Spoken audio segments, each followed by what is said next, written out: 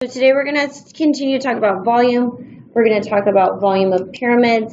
A pyramid, unlike a prism, is going to have only one base, and it's going to have triangular sides.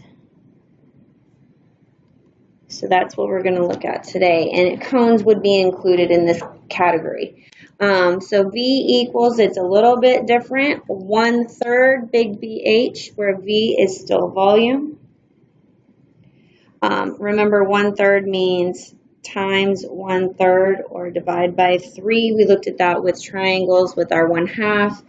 Big B is still area of the base shape. And then H is now the height of the pyramid.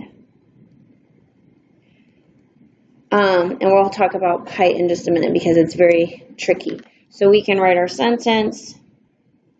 Volume is equal to 1/3. Remember, of means multiply, of the area of the base shape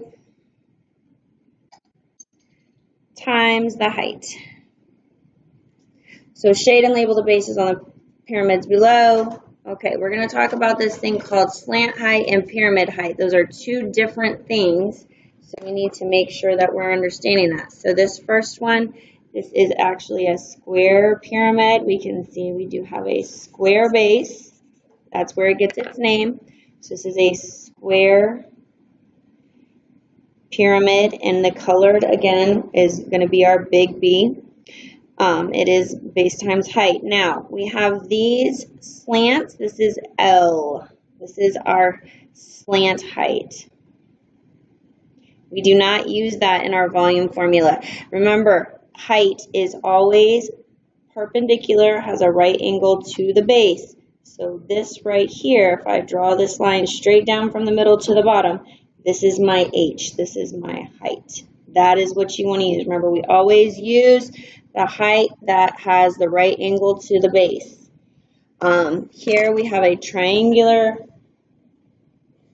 pyramid.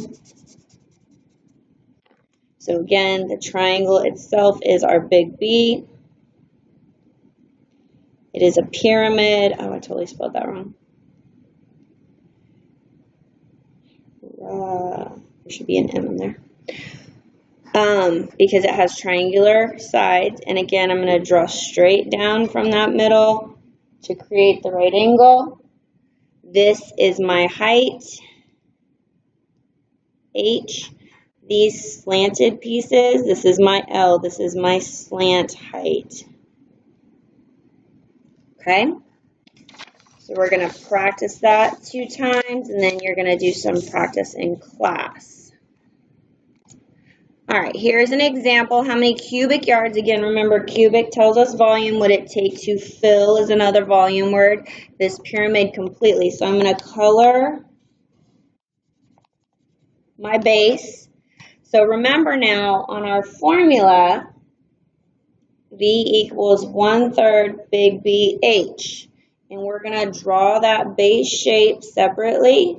8 and 6, remember big B, base times height, so 8 times 6, so big B is 48, and we're going to plug that in, so V equals 1/3 times 48, and then right here, see the right angle? 9 is my height, times 9, and then you could use your calculator, 48, times 9. You can say times 1/3, or then you can divide it by 3.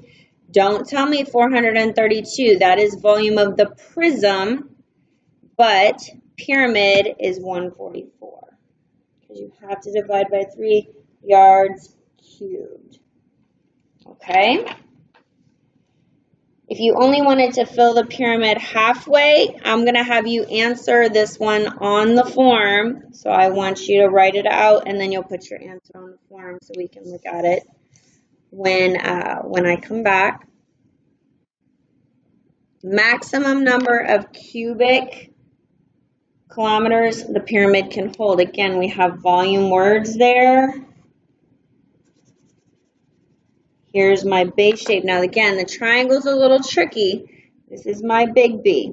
So V equals 1/3 big BH. And here is my base shape. I'm actually going to draw it this way because it's a little more pleasing to me with the right angle. So down here I have 4, and here I have 12. This 6.4, remember, connects to the base with a right angle. That's your height. So I have base times height divided by 2. 12 times 4 divided by 2 is 24, is my big B.